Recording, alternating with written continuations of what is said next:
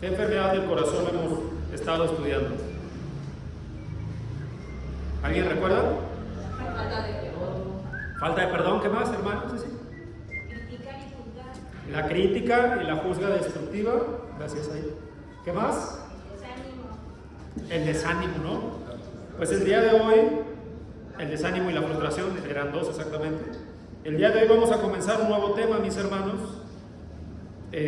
¿Cómo creen que se va a llamar? No les voy a pasar a la presentación porque siempre me la aplican ustedes y ya cuando me doy cuenta ya ustedes ya leyeron. ¿Cómo creen que se va a llamar hoy?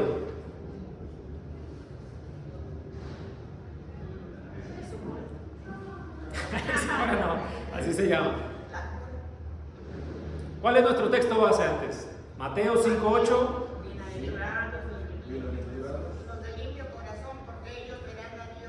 Eso es lo importante que estamos estudiando, ¿no? Porque decíamos desde el principio de nuestras clases, ¿usted quiere ver a Dios? Amén, ¿no? Pero ¿qué tenemos que tener para eso, según la Escritura? Un corazón limpio. Entonces, si nuestro corazón está enfermo, no vamos a ver a Dios.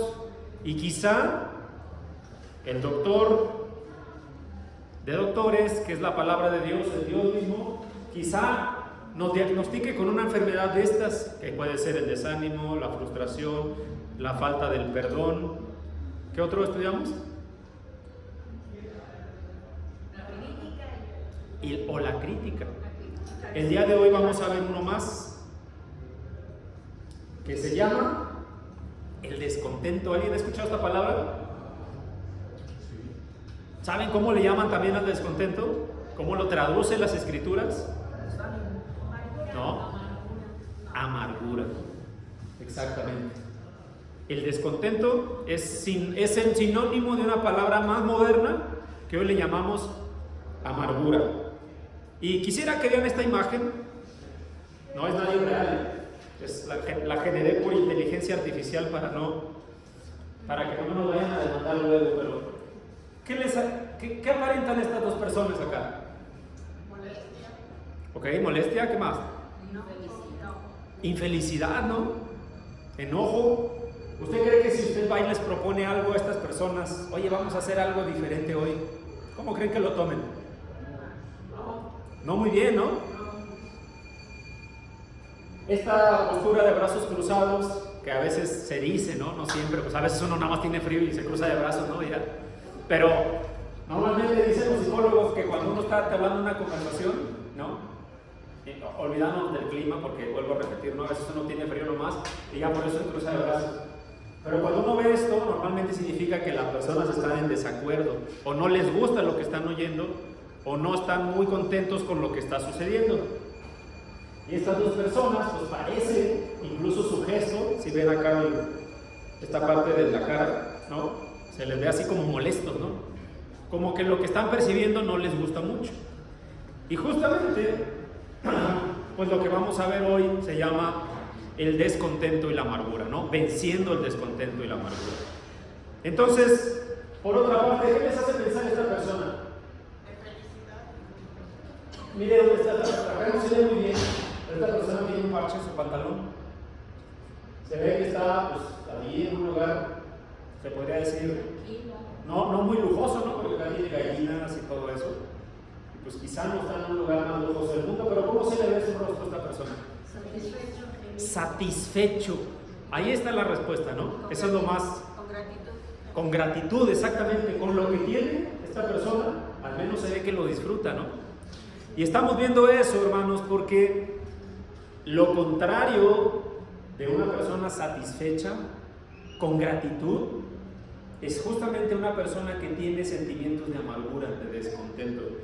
¿Se acuerdan que cuando comenzamos estas clases, hermanos, de enfermedad del corazón, preguntábamos, ¿usted se siente feliz? Y pues algunos respondieron que sí, otros no respondieron nada. Otros dijeron que no, ¿no? Por acá lo pude ver, ¿no? El descontento es una de las causas del por qué no nos podemos sentir felices. Si ustedes se dan cuenta, la misma palabra descontento nos dice algo en general de nuestra vida, ¿no? Cuando uno está contento, pues tiene un sentimiento de alegría, se siente bien. Y lo contrario, ¿qué sería? Pues descontento, ¿no? O sea, al decir que no siente felicidad, que no siente ánimo, que no siente alegría, quizá por muchas cosas. Pero, ¿será eso normal, hermanos? ¿Será eso algo agradable a Dios? ¿Será eso algo que deberíamos pasar por alto, sentirnos así? ¿Qué dice la palabra de Dios? ¿Alguien se sabe el Salmo 23? Hermanita Sofía. Jehová es mi pastor, nada me faltará. Jehová mi pastor, nada me faltará. En lugares de pastos, de verdes pastos me hace descansar, junto a aguas de reposo me conduce. Este texto, hermanos, es vamos a ponerlo así, una representación muy buena de lo que puede ser el contentamiento, ¿no? Cuando una persona se siente satisfecha, como dijo nuestra hermanita Isabel, quizá esto es una representación ideal, ¿no?, de cómo una persona se puede sentir satisfecha con lo que tiene. ¿Por qué? Porque sabe que el Señor es su pastor y nada de lo que tenga o de lo que no tenga le va a quitar ese gozo, porque si confías en el Señor, nada te va a faltar. Decíamos, parece un cuadro perfecto del significado del contentamiento, ¿ya? Sí, ya escuché que algunos se lo saben de memoria. Los que no, pues les animamos a leer el Salmo 23 completito, ¿no? No es muy largo. Así que, pues vamos a empezar a entender y vamos a hacer algunas preguntas. Por supuesto, todas estas son preguntas personales y me gustaría aclarar, mis hermanos, que este estudio no tiene el propósito, pues, de hacerles sentir mal, ¿no? Todo lo contrario, es un autodiagnóstico que nos estamos haciendo nosotros mismos, porque quizá tenemos esta enfermedad del corazón y quizá esta enfermedad del corazón no nos deja gozar de las bendiciones de Dios. Así que, otra vez, una disculpa, pero hagámonos estas preguntas nosotros mismos. ¿Disfruta usted de lo que tiene a su alrededor? No me refiero de lo que voltea ahorita, ¿no? Pues sí, está bonito y tiene buenas luces y las bancas están cómodas, sino de su vida. Hagámonos esta pregunta en nuestra vida. ¿Disfruta usted de lo que Dios le ha dado? ¿De lo que tiene a su alrededor? ¿O se enfoca quizá en lo que no tiene? ¿Siente que le molesta todo? ¿Siente que está continuamente molesto? ¿Se opone de manera casi sistémica o sistemática a todo lo que le proponen o a todo lo nuevo? Por ejemplo, pues no sé, hoy no vamos a hacer tal cosa en la familia, ¿no? Hoy todos los domingos comemos, no sé, un ejemplo, ¿no? Tacos al pastor. Pues hoy va a haber caldo de pollo. Pero ya saben que a mí me gustan los tacos al pastor. ¿Por qué comemos tacos de, no? Caldo. Entonces, se opone casi sistemáticamente a todo. Puede decir que es feliz o siente que siempre está enojado o en la línea de enojarse con cualquier cosita que le digan. Cualquier cosa le pone de malas, por mínima que sea, y eso le afecta en un periodo de tiempo largo. ¿Siente que todos están en contra suya? Hagámonos estas preguntas de manera personal e individual, porque decíamos hace un momento que cuando nosotros vamos al médico, y lo habíamos dicho ya semanas atrás, cuando nosotros vamos al médico y nos diagnostica, el doctor nos hace ciertas preguntas, ¿no? Oye, ¿cómo te sientes? ¿Qué ha pasado? ¿Cuándo te empezó el dolor? Esto es un diagnóstico para entender que quizá tenemos descontentamiento en nuestra alma. Habría que responder a estas preguntas, y si estas preguntas, algunas de ellas son positivas, entonces tendríamos que mirar con atención este estudio que es la palabra de Dios. Para entender entonces qué es el contentamiento, pues vamos a hacer esta técnica que es verlo de manera negativa, ¿no? ¿Qué no es el contentamiento? El contentamiento no significa ser insensible a las cosas, ¿no? Hay por ahí una técnica moderna Moderno en el sentido que se ha retomado, pero proviene de estos filósofos griegos llamados sabios, ¿no? Pero que están muy alejados de la palabra de Dios, que se llaman estoicos. Seguramente alguien ha escuchado este título. Es un tipo de filosofía de vida donde nada te afecta, ¿no? Atropellan a alguien a tu lado, no te afecta, no sé, le pasa a algún familiar querido tuyo, no te afecta, y tienes que vivir una manera donde no te afecte nada. Eso básicamente es indiferencia. No se trata de eso el contentamiento desde el punto de vista bíblico. Tampoco es la autosatisfacción. ¿Se acuerdan de esta iglesia en la Odisea? Mencionada en Apocalipsis capítulo 3, que se contentaba con los bienes materiales que tenía, pero eso les ayudaba a olvidar la parte espiritual. No se trata de eso, de estarse uno, pues por así decirlo, teniendo un ego tan grande que lo demás no importa, ¿no?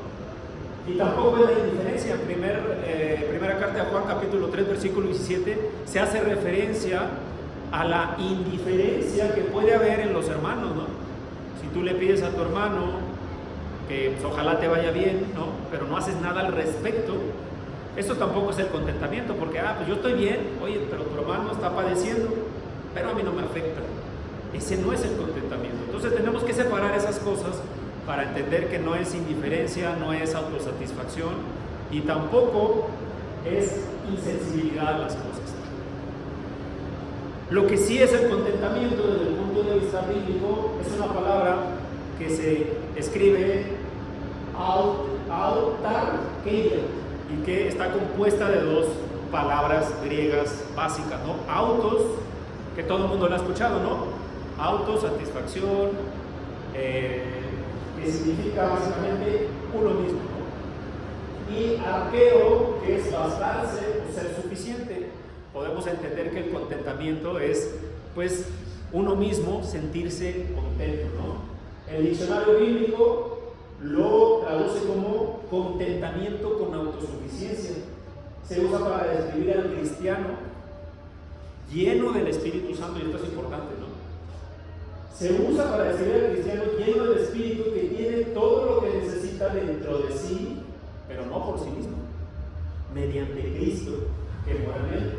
Se trata de una suficiencia habilitada de uno por el Espíritu y no de algo que uno mismo puede hacer, ¿no? Es decir, el contentamiento no proviene de nosotros, no proviene del cristiano, no proviene porque tengo mucha fuerza de voluntad y yo soy el mero mero, ¿no? No es eso.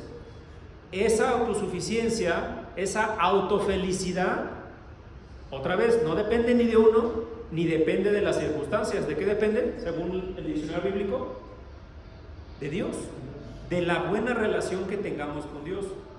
Y aquí es donde quiero hacer énfasis, hermanos, porque si nosotros nos diagnosticamos con la enfermedad del descontentamiento, el fondo de todo esto, la causa raíz de esto, es que quizá nuestra relación con Dios no está como quizá debería estar. Porque vuelvo a repetir, el contentamiento no depende de uno mismo, ni de las circunstancias, ni depende de lo que yo haga o deje de hacer, o de lo que hagan y dejen de hacer los demás por mí o para mí, sino de saber que tenemos el Espíritu Santo y que el Señor mora en nosotros.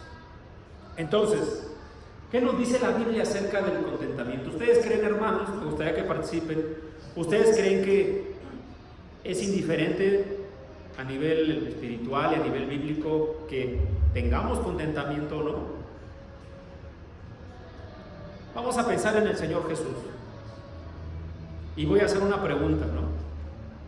¿Usted alguna vez ha visto aquí en la Escritura al Señor Jesús amargado?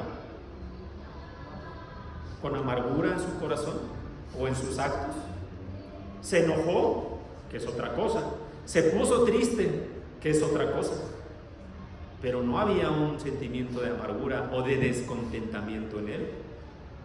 Entonces, vuelvo a hacer la pregunta. Para los cristianos, ¿será bueno que vivamos en un sentimiento de amargura? ¿Será bueno ¿Será lo que Dios quiere para nosotros y para toda la humanidad? Que vivamos en descontentamiento. No, ¿verdad? Vamos a ver lo que dice la palabra de Dios. La Biblia nos exhorta a que estemos contentos, o sea, lo contrario de la amargura y descontentamiento. Lucas capítulo 3, versículos 12 al 14. Vamos a pedirle a nuestra hermana Janet que por favor lo lea, no está aquí, así que le vamos a pedir a todos que estén muy atentos con los versículos y con su Biblia, porque no puse ningún texto, para que todos estemos atentos y listos con nuestra Biblia. Lucas capítulo 3, versículos 12 al 14 rápidamente. Y mientras tanto le voy a pedir a nuestra hermana Socorrito que vaya buscando en su Biblia Filipenses 4:11, por favor. 4:11. Primero que lea nuestra hermana Janet y después nuestra hermana Socorrito. Adelante, hermana. Lucas 3, 12 y 14 dice: vinieron también unos publicanos para ser bautizados y le dijeron: Maestro, ¿qué haremos? Él les dijo: no exijáis más de los que os está ordenando. También le preguntaron unos soldados diciendo: ¿y nosotros qué haremos? Y les dijo: no hagáis extorsión a nadie, ni calumniéis, y contentaos con vuestro salario. La última parte dice: estad contentos o tengan contentamiento con su salario. Y fíjense cómo es importante, porque estas personas, si leen desde el versículo 9, hermanos, estas personas estaban preguntando a Juan el Bautista cómo podían hacer actos de arrepentimiento. O sea, y evitar la ira de Dios, ¿no? Porque Juan el Bautista predicaba para arrepentimiento. Y le preguntaban a Juan el Bautista: ¿qué podemos hacer para alcanzar este arrepentimiento? Y el fondo de todo esto, en el versículo 14 le dice a Juan el Bautista: estén contentos con lo que tienen. Si ustedes están contentos con lo que tienen, si nos vamos de atrás para adelante, entonces no van a extorsionar, porque no tienen necesidad de eso, y no van a robar, y no van a engañar a nadie, y no van a ser tachados como lo que son tachados ahora, que eran pues unos extorsionadores, ¿no? Eran los soldados que iban a cobrar el impuesto. Y fíjense cómo desde lo primero, desde la base de todo, es el contentamiento. Si uno no está contento con lo que tiene, va a caer en diferentes tipos de pecados. Ahora sí, nuestra hermanita Socorrito, Filipenses 4:2. No lo digo porque tenga escasez, pues he aprendido a contentarme cualquiera que sea mi situación. Gracias, hermanita. ¿Quién escribió esto? Pablo, ¿no? Decía: no lo hago. ¿Qué dice el texto, hermano? ¿Lo puede repetir?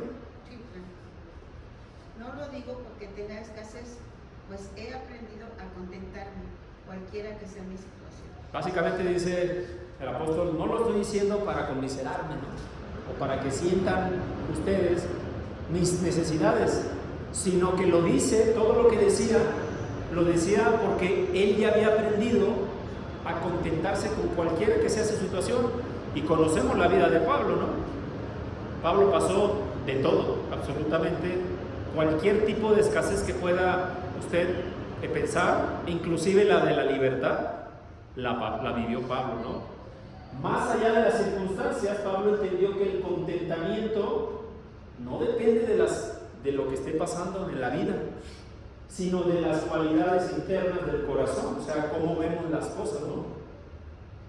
Y de una buena relación con Dios. Hay que poner atención en esta parte, mis hermanos, porque la Biblia nos exhorta a que el contentamiento no dependa de nosotros, ni de lo que pasa alrededor, sino de nuestra relación con Dios. ¿Qué más? Primera de Timoteo capítulo 6, versículos 6 al 8. Vamos a pedirle a nuestro hermano Luis Omar, por favor. Primera carta a Timoteo capítulo 6, versículos 6 al 8. Y después le vamos a pedir a nuestra hermana Patti que vaya buscando Hebreos capítulo 13, versículo 5. 6 al 8. Dice la literatura: pero gran ganancia es la piedad acompañada de contentamiento, porque nada hemos traído a este mundo y sin duda nada podremos sacar. Así que teniendo sustento y abrigo, estemos contentos con esto. Gracias, hermano. Fíjense lo que dice la Escritura. La piedad es de gran ganancia si está acompañada ¿de qué? De contentamiento. De contentamiento. Y este texto, hermanos, de hecho, si leemos y entendemos todo el contexto, está hablando de aquellos que hacen negocio, ¿no? Con la fe. Aquellos que obtienen ganancia de los cristianos o de los hombres de fe. Pero dice ahí, pero las ganancias no deben de ser físicas, materiales, sino el que tiene contentamiento va a entender que hay otro tipo de ganancias que es la espiritual. Pero todo parte ¿de dónde? Porque ese texto habla de aquellos que roban dinero a la iglesia. ¿Qué tiene que pasar por la mente de una persona para hacer esto? Pues no estar contento con lo que tiene, sentir que no tiene suficiente y que tiene que tomar de otros lados que no le pertenecen. Entonces dice el texto, la piedad es de gran ganancia si está acompañada de contentamiento. Vemos que el contentamiento evita muchos pecados. Hay que acordarnos de Job, perdió absolutamente todo, ¿no? Y terminó, digamos, entendiendo que no necesitaba nada de eso. Su relación con Dios nunca se quebró, a pesar de que se puso triste y en un punto pues cayó, digamos, en una cierta depresión de la cual después salió, pero porque su relación con Dios nunca fue quebrada, ¿no? Dice la Escritura que no pecó.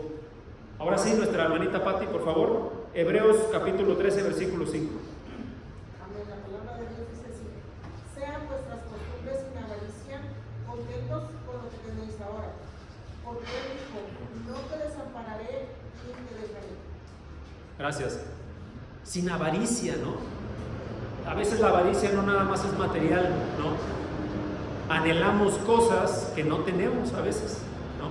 Pero el Señor dice al final, como leyó nuestra hermana, no te desampararé ni te dejaré.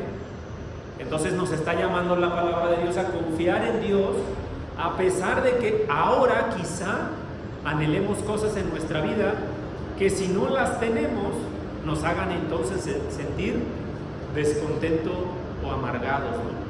Con una amargura en nuestro corazón porque no tuve esto, no tuve el otro en mi vida, quizá debía haber tenido esto, ¿no? Yo recuerdo que seguramente muchos de ustedes también lo vivieron. Los maestros en la prepa, en la universidad dicen: háganle una carta a su yo del futuro, ¿no? ¿Qué quieren ser? ¿Qué quieren tener? ¿Cómo quieren estar dentro de 20 años o 30? Y muchos escriben esa carta, ¿no?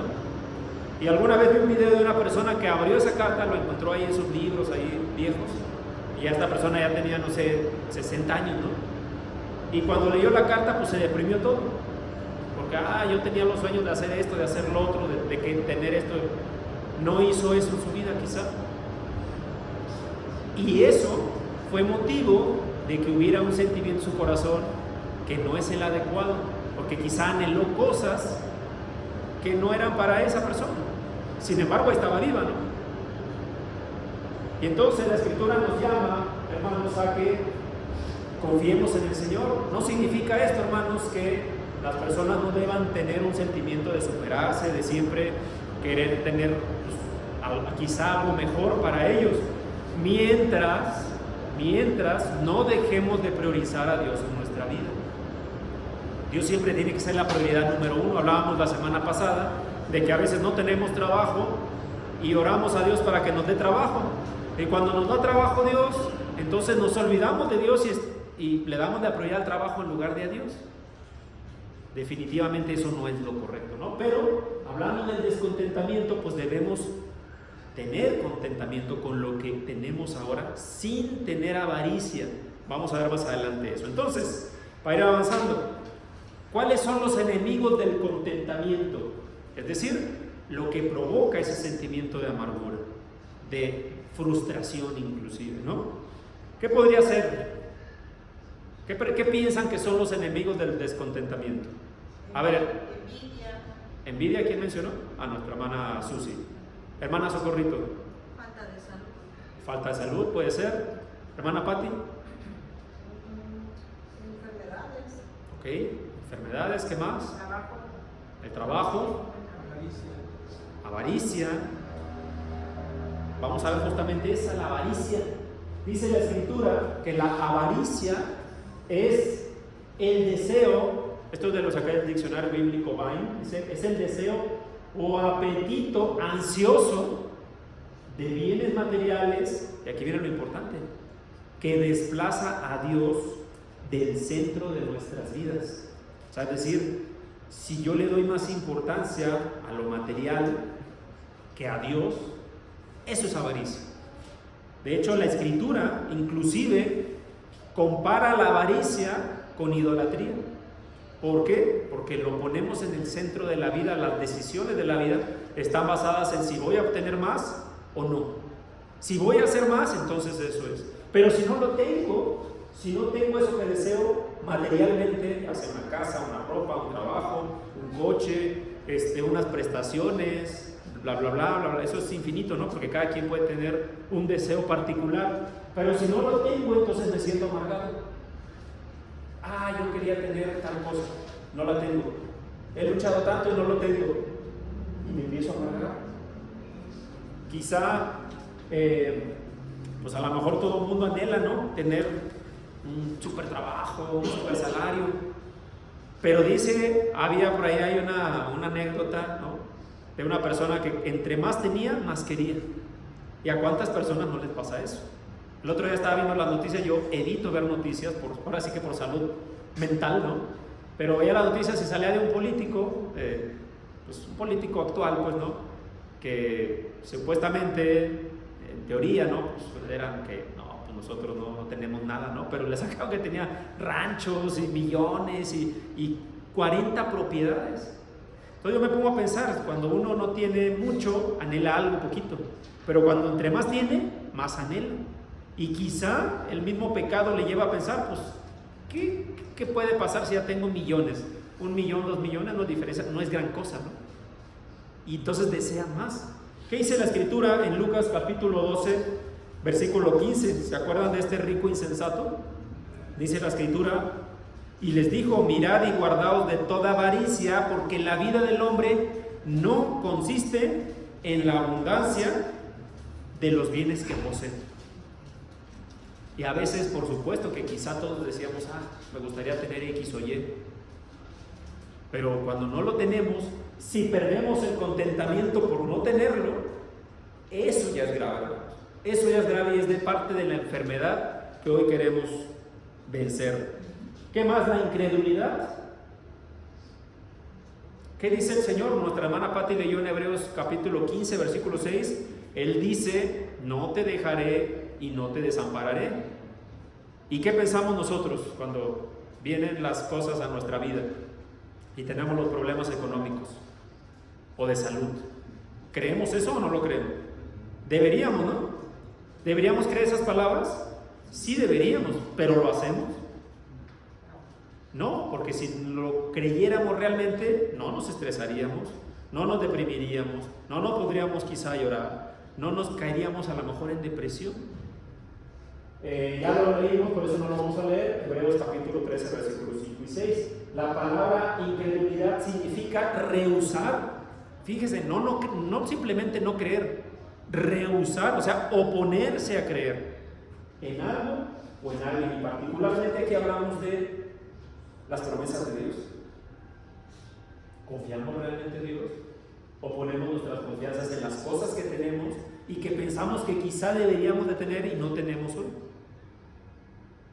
Si la incredulidad nos quita la tranquilidad, si el no creerlo nos quita la tranquilidad y nos quita el contentamiento de nuestra vida, el gozo y la felicidad, es parte de esta enfermedad, hermanos, del descontentamiento. ¿Qué más? ¿Alguien ha escuchado en las Escrituras la palabra murmuraciones? ¿Qué creen que signifique? Porque la palabra de Dios, en la traducción del griego al español antiguo, ¿no? Estamos hablando de los 50, 60 más o menos, se escribía murmuraciones. ¿Qué creen que signifique en la palabra de Dios hoy?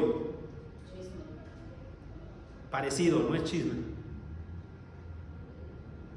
Vamos a leer 1 Corintios capítulo 10, versículo 10. Vamos a pedirle nuestra hermana Sofi, ¿lo puede leer, hermanita? 1 Corintios capítulo 10, versículo 10, por favor.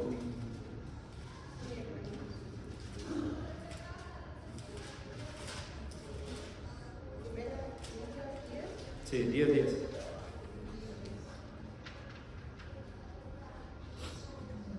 Dice la palabra de Dios: ni murmuréis como algunos de ellos murmuraron y perecieron por mano del destructor. Gracias. ¿A qué hace referencia este texto? ¿Saben a qué hace referencia este texto? Hermano Vicente. A los hijos de Israel En el desierto, ¿no? ¿Y qué decían? Oye, pero no tenemos comida, y no tenemos dónde recostarnos, y no tenemos esto, y querían regresarse a Egipto, a la esclavitud. Esa murmuración no es chisme. En las escrituras, esa palabra, digamos al más moderno, al español más moderno, se traduce como queja constante. Y la queja constante, hermanos, es enemigo del contentamiento. ¿Qué significa esta palabra queja? Fíjense que me llamó mucho la atención, por eso copié la descripción. Dice aquí, es un término onomatopédico, que significa que es una imitación de un sonido habitual, ¿no? Que imita el arrullo de las palomas. ¿Alguien ha escuchado cómo se arrullan las palomas? ¿No? ¿Cómo hacen? ¿No? ¿Y cómo lo hacen? ¿Abren la boca? No la abren, ¿no? Exacto, de la garganta, tienen la boca cerrada. Y fíjese lo que dice, significa murmurar o hablar entre dientes, o sea, quejarse, una voz baja y sorda. No lo digo, pero me estoy quejando, no lo expreso, porque de acuerdo a la escritura dice, si tienes algo con tu hermano, ve y háblalo con tu hermano, ¿no? Cuando no lo hago, pero estoy, ¿no? Eso se llama queja, ¿no? Murmurar, quejarse, demostrar un descontento latente. Esto viene en el diccionario bíblico. ¿Por qué creen que el quejarse sea enemigo del contentamiento? ¿Por qué creen, hermanos? Porque no está uno en paz conmigo mismo. Porque no estoy contento, no estoy en paz, no solamente conmigo mismo, sino lo que pasa alrededor. Vamos a leer, hermana Margarita, no sé si tiene por ahí su Biblia. Primera de Tesalonicenses capítulo 5, versículo 18. Y después nuestra hermana Ceci, por favor, Filipenses 2:14.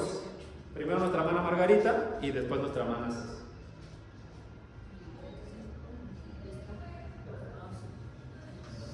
Primera de Tesalonicenses 5:18. 5:18 la palabra dice: dad gracias en todo, porque esta es la voluntad de Dios para con nosotros en Cristo Jesús. Gracias, hermana. Fíjense lo que yo le digo a nuestra hermana.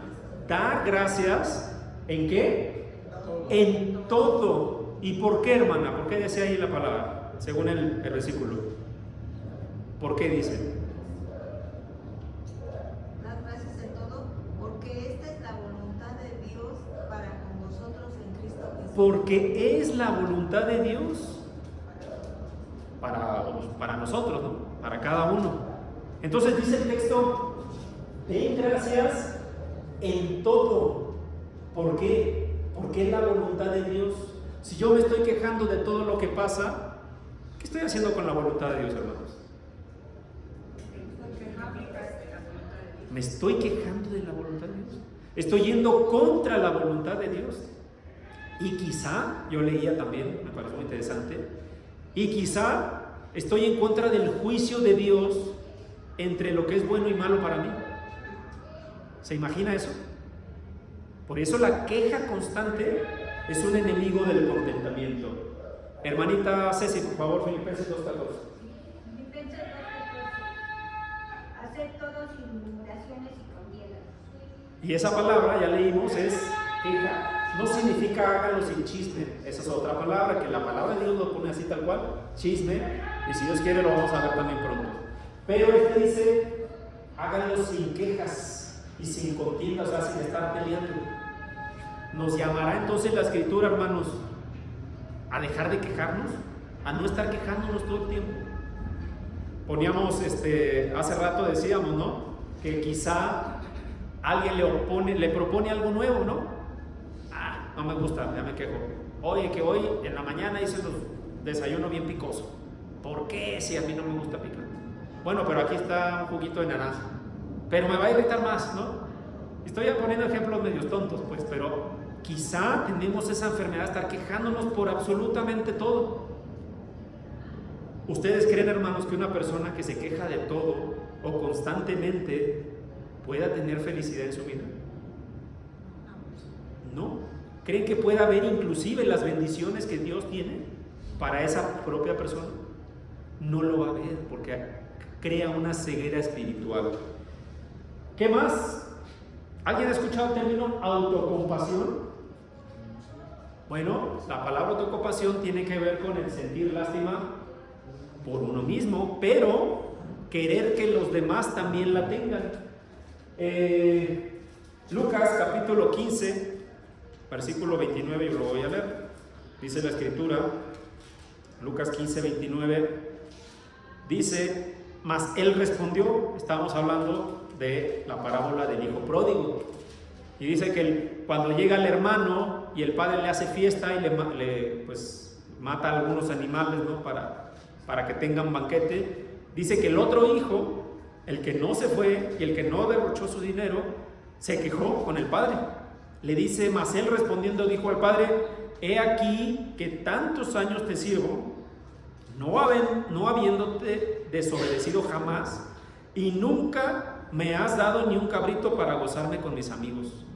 Es una queja que estaba teniendo este hombre. Dice este hombre: oye, todo el tiempo he estado aquí contigo y mira que siempre he sido obediente, pero a mí ni siquiera me has dado algo. Esta persona quería que se compadeciera a su padre de él. Y eso también es un enemigo del contentamiento, porque si nosotros estamos viendo todo lo malo que nos pasa a nosotros, que podemos hacerlo, pero de acuerdo a la escritura no deberíamos, porque ya vimos que hay una exhortación clara a estar contentos con lo que tenemos. Pero si no lo estamos y encima nosotros pedimos a los demás: oigan, miren cómo me va la vida, bien mal. ¿Será eso sano para el cristiano? Es más, para cualquier persona. ¿Será sano vivir de esa manera? Definitivamente no vamos a poder ni siquiera ser felices nosotros, ni hacer felices a los demás. La compasión es una actitud muy buena, pero no en nosotros mismos, en los demás. Deberíamos tener esa compasión hacia cualquier otra persona. Alguien mencionó la envidia, creo que fue mi hermana Susi. De acuerdo al diccionario bíblico Vine, la envidia es un sentimiento de disgusto porque al otro le vaya bien, ¿no? Básicamente así, en términos sencillos. Si al otro le va bien, o le pasa algo bien, o escuché que le fue algo favorable, entonces yo me siento mal. Yo siento un disgusto. Sentir tristeza o resentimiento porque a la otra persona le vaya bien es un rechazo a la bendición que Dios ha dado a otra persona, básicamente. Y definitivamente, seguro que recuerdan que la envidia en la historia bíblica ha causado grandes tragedias. Ahorita vamos a leer algunas de ellas de manera rápida porque nos quedan más o menos 10 minutos de estudio, pero vamos a leer Primera de Pedro capítulo 2 versículo 1. Hermana Irma, por favor. Primera de Pedro capítulo 2 versículo 1.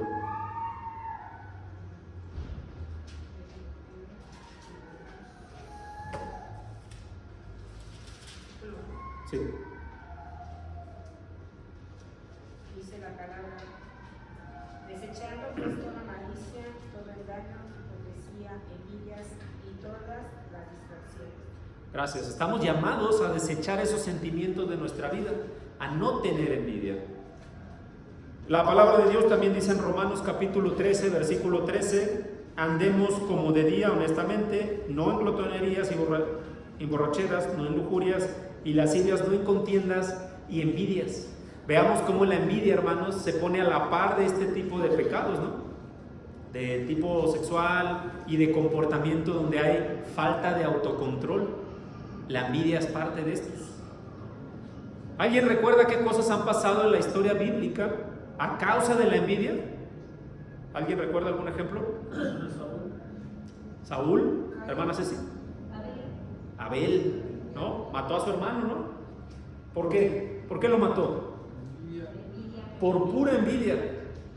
Le dio envidia que la ofrenda de Abel fuera agradable a Dios, y como le dio envidia no supo otra vez controlar sus emociones y lo mató.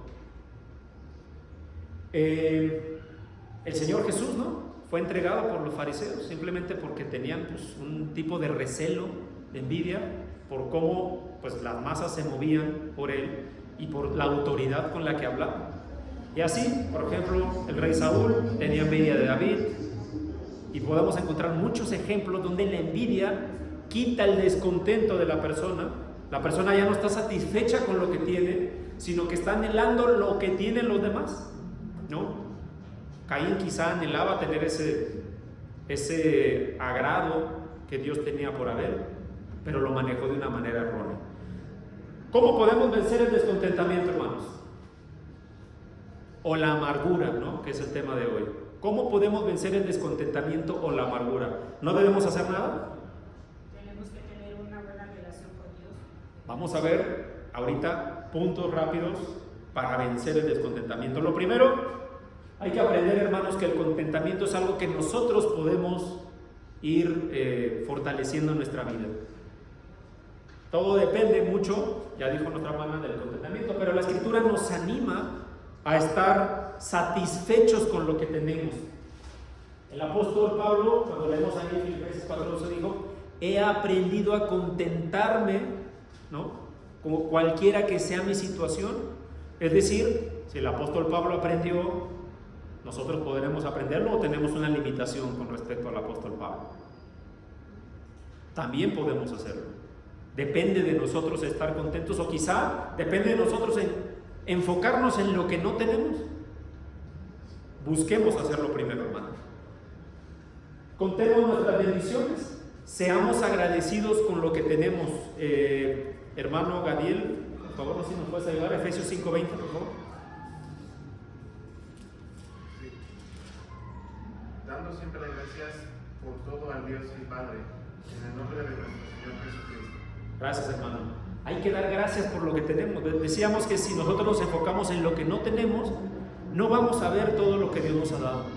Que para empezar es la vida, nuestros familiares, quizá nuestras relaciones que tenemos, la iglesia, que también es una bendición y a veces no lo vemos así. Y también está ahí.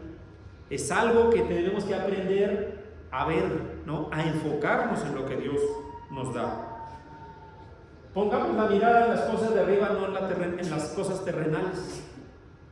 A veces quizá es parte del enfoque, ¿no?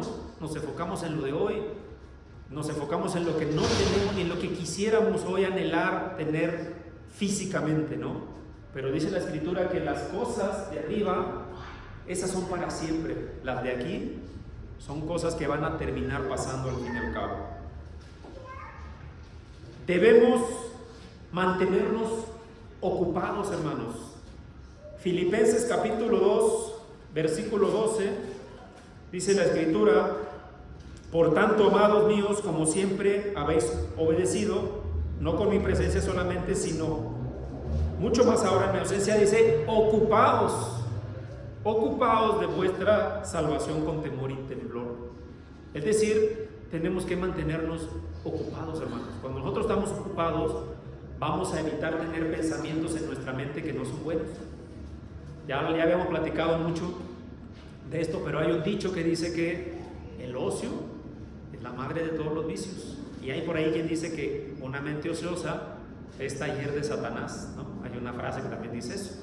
Entonces, si nosotros estamos sin ocuparnos en algo, sobre todo lo que es de provecho, que es la palabra de Dios, quizá vamos a estar pensando cosas que no nos convienen, no son buenas.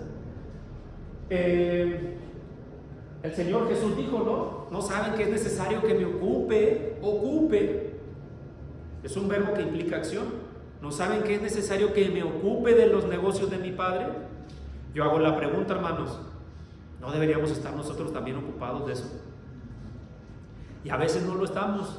Y por no estarlo, damos cabida a que pensamientos y sentimientos estén en nuestra mente y en nuestro corazón que no son buenos. hagamos tesoros en el cielo.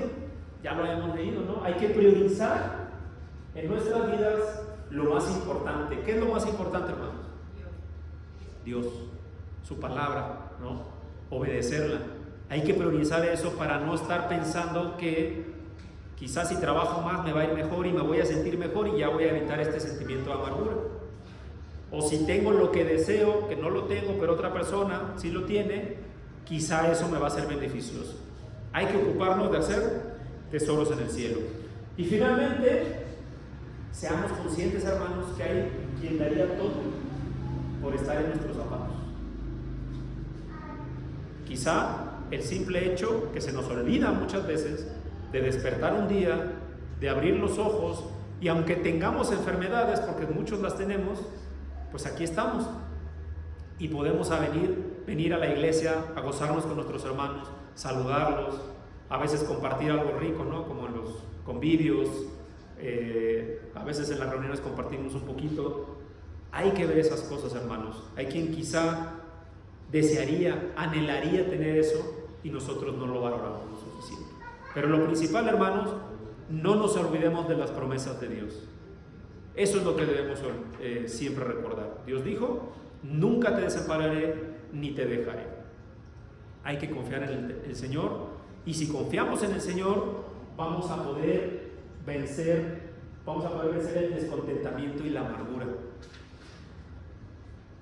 ¿Qué haría, hermanos, si hoy la palabra de Dios le diagnostica con esta enfermedad? Con descontentamiento, con amargura, ¿no haría nada? ¿Sería prudente no hacer nada si la palabra de Dios está aquí para curarle? ¿O debería usted tal vez tomar riendas en el asunto, cartas en el asunto y curarse? ¿Cuál es la cura finalmente? La palabra de Dios.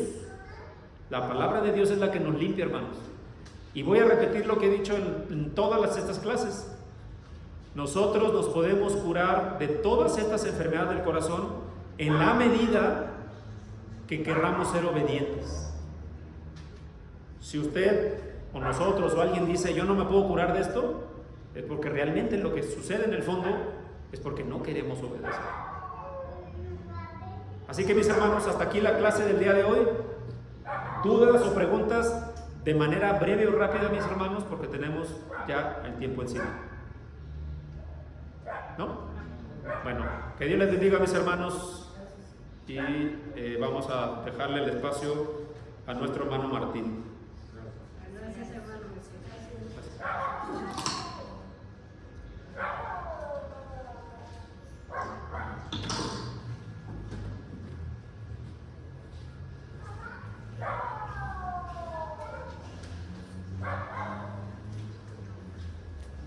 Gracias.